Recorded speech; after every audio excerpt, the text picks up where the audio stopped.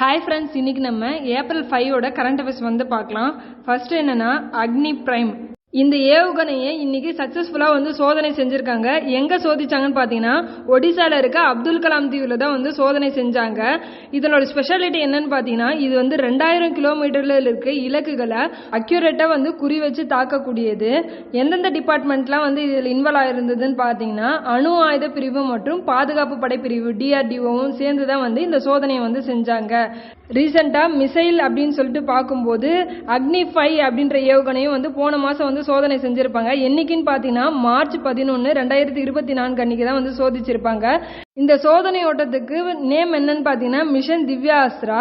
இந்த அக்னி 5 ஸ்பெஷாலிட்டி என்னன்னு பாத்தீங்கன்னா இது வந்து 5000 கிலோமீட்டர் ரேஞ்சில் இருக்க குறி வைத்து தாக்கக்கூடியதான். இந்த அக்னி 5 இருக்க ஒவ்வொரு பாகமுமே வந்து இந்தியாவிலேயே வந்து அதாவது உள்நாட்டிலேயே வந்து தயாரிக்கப்பட்டதுதான் இதனுடைய இன்னொரு ஸ்பெஷாலிட்டி.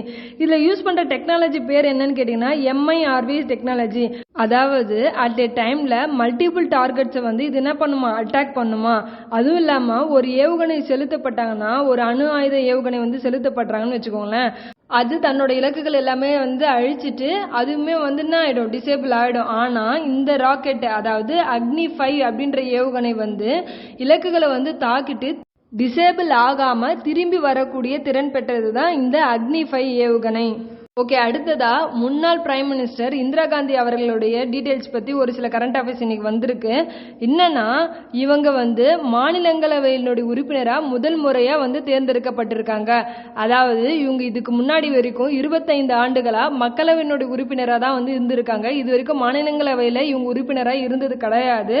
முதல் முறையா மாநிலங்களவையினுடைய உறுப்பினரா வந்து பதவியேற்று இருக்காங்க.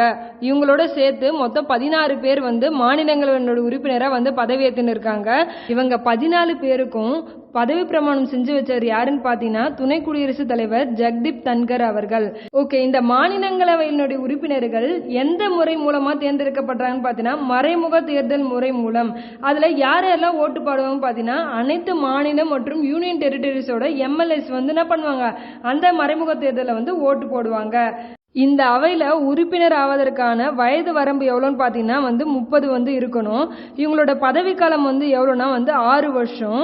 இது வந்து ஒரு நிரந்தரமான அவை. மாநிலங்களவைன்றது ஒரு நிரந்தரமான அவை. இதை வந்து கலைக்கவே முடியாது.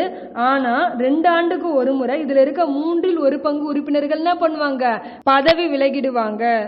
ஓகே, மாநிலங்களவையில தற்போது உள்ள உறுப்பினர்களின் எண்ணிக்கை எவ்வளோன்னு பாத்தீங்கன்னா 245 பேர் இருக்காங்க.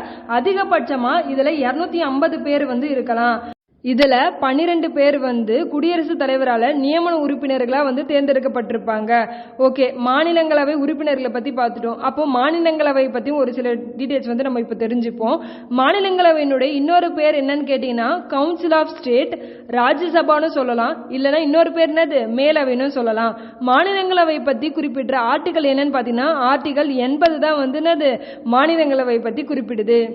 இந்த மாநிலங்களவையில சாதாரண மசோதாக்களையும் பிற மசோதாக்களை மட்டும்தான் வந்து என்ன பண்ண முடியும், தாக்கல் செய்ய முடியும். இதனுடைய சிறப்பு அதிகாரம் என்னன்னு பாத்தீங்கன்னா சாதாரண மசோதாக்களை ஒரு 6 மாசமும், பண மசோதாவா இருந்தா அது ஒரு 14 நாட்களும் நிறுத்தி வைக்கதான் முடியும்.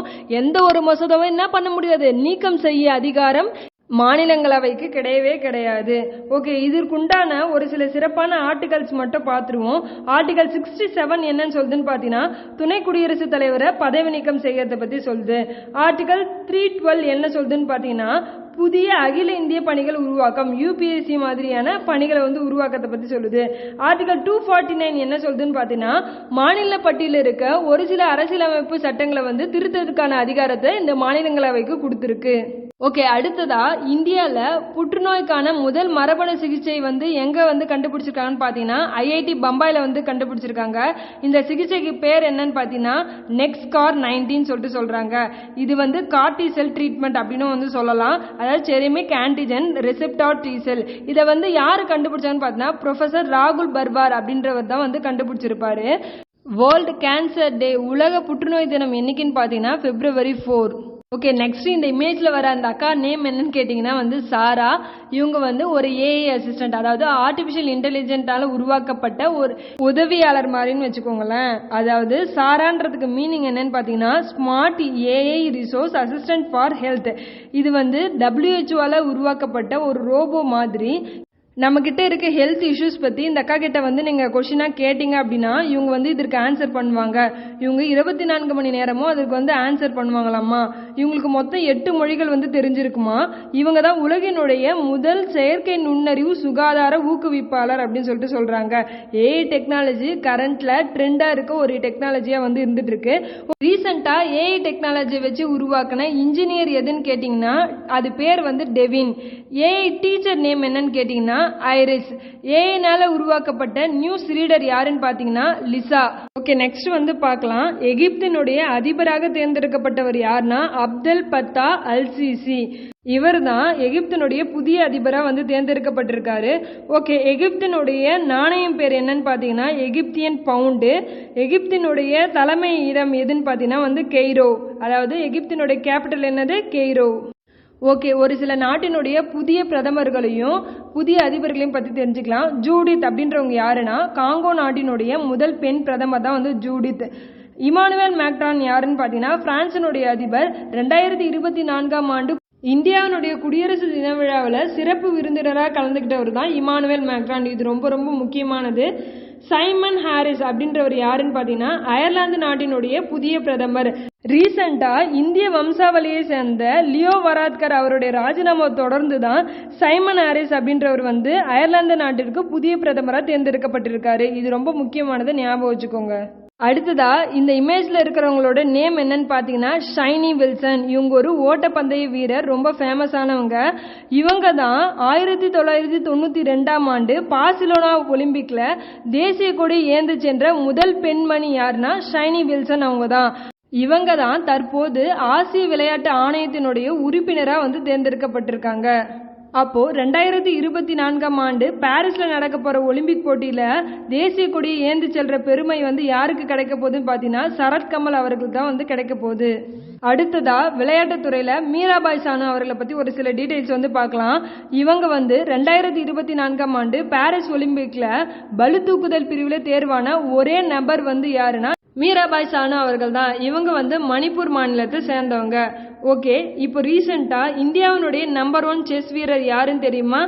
அவர் தான் அர்ஜுன் எரிகாசி. இவர் வந்து தெலுங்கானா ஸ்டேட்டை வந்து சேர்ந்தவர். அடுத்ததா இன்னைக்கு டேவோட ஸ்பெஷாலிட்டியை பற்றி பார்ப்போம். ஏப்ரல் 5 வந்து தேசிய கடல்சார் தினமாக வந்து அனுசரிக்கப்படுகிறது. அடுத்ததா சர்வதேச மனசாட்சி தினம் வந்து என்னைக்கு அனுசரிக்கிறாங்கன்னு பார்த்தோன்னா ஏப்ரல் 5ஆம் தேதி தான் வந்து அனுசரிக்கிறாங்க. ஓகே ஃப்ரெண்ட்ஸ், இன்னைக்கோட கரண்ட் அஃபேர்ஸ் வந்து இதோட கம்ப்ளீட் ஆகுது. Thank you all.